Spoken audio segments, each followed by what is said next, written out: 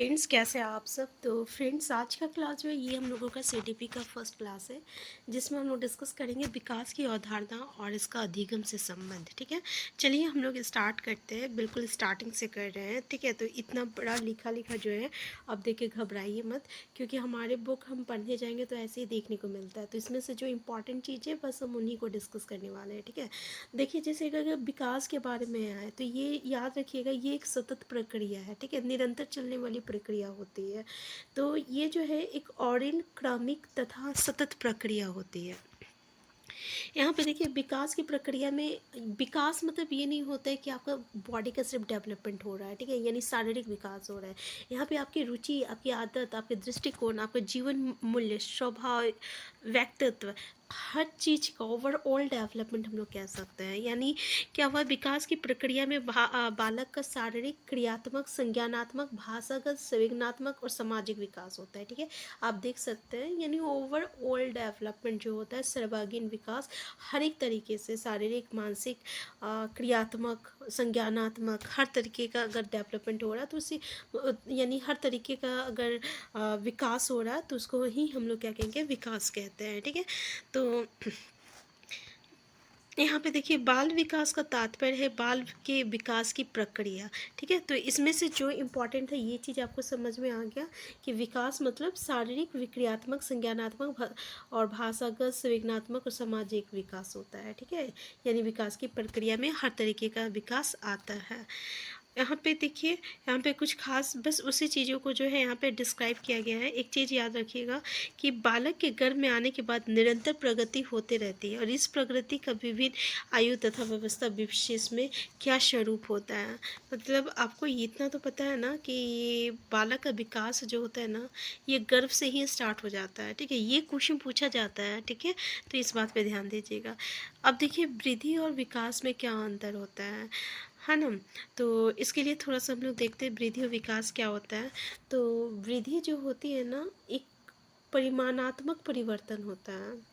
जैसे कि बच्चे का ऊंचाई, लंबाई अगर बढ़ रहा है, ठीक है, आकार बढ़ रहा है, तो इसको जो है मेज़रमेंट कर सकते हैं, तो ये वृद्धि होता है। और आपको पता है ना, ये लाइफ टाइम नहीं चलता है, होता है। तो किसी का हाइट जो रहता है वो एक एज आता है जहाँ पे आके वो रुक जाता है, फिर वो नहीं बढ़ता है। ठीक है ना, तो विकास शब्द का प्रयोग जो होता है परिणात्मक परिवर्तन के साथ साथ आपका व्यवहारिक परिवर्तन भी होता है। जैसे कुशलता, अभी हम लोग डिस्कस किए थे कि विकास में हर पहलू को हम लोग देखते हैं। ठीक है, उसकी रुचि को देखते हैं, उसके व्यवहार को देखते हैं। तो इसलिए बोल रहा है ये परिमात्मक के साथ साथ व्यवहारिक परिवर्तन भी होता है। नेक्स्ट बोल रहा है वृद्धि विकास की प्रक्रिया के अब देखिए विकास जो होता है ये तो जन्म से लेकर, यानी आपका क्या कहते हैं, गर्भावस्था से ही लेकर मरण तक चलता है। ठीक है, मरणोपरांत चलते ही रहता है विकास। तो वृद्धि तो एक टाइम आता है, एक और फिर रुक जाता है। तो हम क्या कहेंगे कि ये एक विस्तृत क्षेत्र है, और वृद्धि तो बस ये एक स्टेप है, एक चरण है इसका, है ना। नेक्स्ट है वृद्धि की प्रक्रिया आजीवन नहीं चलती, बालक के परिपक्व होने के साथ रुक जाती। ठीक है, पता है ये एक सतत प्रक्रिया है, हम लोग देख चुके हैं, है ना।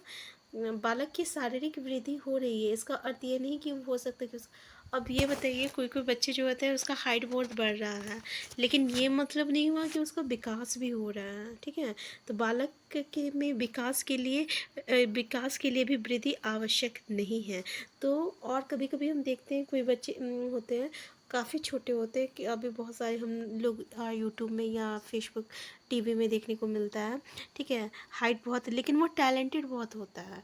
तो ये नहीं है कि विकास के लिए वृद्धि का होना आवश्यक होता है। ठीक है, तो ये दोनों जो है, अगर वृद्धि हो रहा है इसका मतलब ये नहीं कि विकास भी हो रहा, विकास हो रहा है इसका मतलब ये नहीं वृद्धि भी हो रहा है। तो ये था दोनों अंतर इसमें। ठीक है, अब मानव विकास की कुछ अवस्था होती है, जैसे कि आपका गर्भावस्था है, गर्भ से जन्म तक, शिशुअवस्था जन्म से 5 वर्ष तक, बाल्यावस्था 5 वर्ष से 12 वर्ष तक, किशोरावस्था 12 से 18 वर्ष तक, युवावस्था 18 से 25 वर्ष तक, पौरावस्था 25 से लेकर 55 वर्ष तक, और वृद्धावस्था 55 वर्ष से मृत्यु तक। ठीक है, तो यहाँ पे जो है हम लोग इसको 4 कैटेगरी में जनरली पढ़ते हैं, शिष्यावस्था, बाल अवस्था, किशोरावस्था और वयस्क व्यवस्था। ठीक ठीक है, यहीं तक से हमारे जो भी क्वेश्चन आता है इसी के अकॉर्डिंग क्वेश्चन आता है ना। तो इसमें जो है थोड़ा सा कभी कभी कैरेक्टर से पूछ लिया जाता है, बस एक जानने के लिए कि अगर हम लोग मतलब कभी कभी यहाँ से भी क्वेश्चन आ जाता है, ठीक है। तो शिशु काल जो रहता है ये जन्म से लेकर 2 वर्ष तक की होती है, और यहाँ पे शारीरिक और मानसिक विकास जो रहता है बहुत ही तेज़ी से होती है, ठीक है। तो क्या बोल रहे हैं, इस अवस्था में संज्ञानात्मक विकास भी होता है, और इस अवस्था में सीखने की क्षमता की गति तीव्र हो जाती है। जब नवजात शिशु शिशु काल की ओर अग्रसर होता है तो उसके अंदर प्यार व स्नेह भी की आवश्यकता बढ़ने लगती है, ठीक है। तो ये इसमें इम्पॉर्टेंट क्या है, 2 पॉइंट केवल इम्पॉर्टेंट था कि शारीरिक और मानसिक विकास तेज़ी से होती है। किसमें तेज़ी से होती है, शिशु काल में होती है, जन्म से लेकर 2 वर्ष तक, ठीक है। इस अवस्था में सीखने की क्षमता की गति तीव्र होती है, ठीक है, ये भी याद रखिएगा। फिर बाल्य काल आता है जिसको हम लोग चाइल्डहुड कहते हैं। तो एक होता है पूर्व बाल काल होता है, एक होता है उत्तर बाल काल। पूर्व बाल काल जो रहता है ये 2 से 6 वर्ष तक का होता है ना। यहाँ पे अनुकरण और दोहराने की प्रवृत्ति पाई जाती है, याद रखिएगा। जिज्ञासा सामाजिकरण और जिज्ञासा दोनों में वृद्धिकरण होती है, दोनों में वृद्धि होती है। 2 चीज़ इंपॉर्टेंट है, एक अनुकरण और एक दोहराने। अनुकरण क्या होता है, इमिटेशन कहते हैं हम लोग इंग्लिश में। इमिटेशन क्या होता है, नकल करना, जैसे माँ बाप करते हैं ना, बच्चे उसी का देख के करते हैं, है ना। फिर आता है उत्तर बाल्यकाल, ये 6 से 12 वर्ष तक की अवस्था होती है। इसमें बौद्धिक, नैतिक, सामाजिक और तर्कशीलता भी का विकास होता है। आप देखे होंगे मेरी बेटी भी जो है 6 साल की है, अगर आप उससे कुछ करो तो वो आपसे रीज़न पूछने लगेगी, ठीक है, ठीक है। तो इस तरीके से यहाँ पे तर्क वितर्क भी होता है। पढ़ने की रुचि में वृद्धि के साथ स्मरण क्षमता का भी विकास होता है, ठीक है। अनुशासन, ये लोग जो है ना, अगर अनुशासन, डिसिप्लिन क्या होता है, गलत क्या होता है, सही क्या होता है, यहाँ पे डिफरेंसेस इन लोगों को पता चलने लगता है, ठीक है। यहाँ पे खोजे दृष्टिकोण एवं घूमने की प्रवृत्ति का विकास होता है, ये दोनों इम्पॉर्टेंट है। 6 से 12 तक को हम लोग क्या कहते हैं, उत्तर बाल्यकाल कहते हैं। फिर आपका किशोर अवस्था आता है जो कि 12 से 18 वर्ष तक का होता है। जटिल अवस्था कौन सी होती है पूछा जाता है, तो किशोर अवस्था होती है, ठीक है। परिपक्वता की ओर उन्मुख होता है, इसमें लंबाई और वृद्धि दोनों में होता है। यहाँ एक चीज़ इंपॉर्टेंट है, याद रखिएगा, 12 से 14 वर्ष की आयु के बीच लड़कों के अपेक्षा लड़कियों की लंबाई और मांसपेशियाँ तेज़ी से बढ़ती है, याद रखिएगा, है ना, ये इम्पॉर्टेंट है। और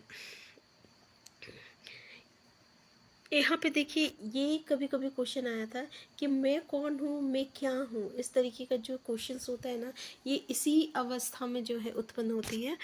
और इसमें बुद्धि का पूर्ण रूप से विकास हो जाता है, उनके ध्यान केंद्रित करने की क्षमता बढ़ जाती है, स्मरण शक्ति बढ़ जाती है, ठीक है। तो ये सब इम्पॉर्टेंट नहीं है, इम्पॉर्टेंट। अब देखिए युवा अवस्था, ऐसा तो यहाँ से क्वेश्चन आता नहीं है, बस याद रखिएगा 18 से 40 वर्ष जो होता है युवा अवस्था होता है।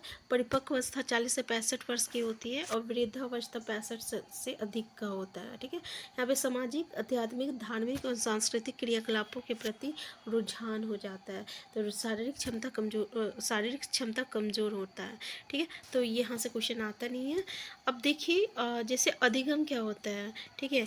अगर हम लोग अधिगम क्या होता है ना, अगर अनुभव के अनुसार अगर हम अपने भविष्य में कुछ परिवर्तन ला रहे हैं, उसी को हम लोग क्या कहते हैं, अधिगम कहते हैं, ठीक है। लर्निंग बाय डूइंग, मतलब अगर हम कुछ करके सीख रहे हैं या अपने अनुभव से कुछ सीख रहे हैं और उसके कारण हमारे बिहेव में कुछ चेंजेस आया, ठीक है। कल जैसे हम कुछ गलत किए, फिर हमें आज लगा कि नहीं ये गलत हुआ था, आज के बाद हमें ऐसा नहीं करना है, ठीक है। तो ये चीज़ को हम समझ जाएंगे कि अब हमें लाइफ में ऐसा कभी नहीं करना है। तो ये जो है हमारे अनुभव के अनुसार हमारे में चेंजेस आया था, तो इसको हम अधिगम कहते हैं। तो गेट्स ने कहा कि अनुभव द्वारा व्यवहार में रूपांतर लाना ही अधिगम है, ठीक है। और पिल ने कहा, ये पिल ने, कि अधिगम व्यक्ति में एक परिवर्तन है जो उसके वातावरण के परिवर्तन के अनुसरण में होता है, ठीक है, जो कि उसकी वातावरण के परिवर्तन के अनुसरण में होता है। तो 2 इम्पॉर्टेंट था जो कि हम लोग डिस्कस कर चुके हैं।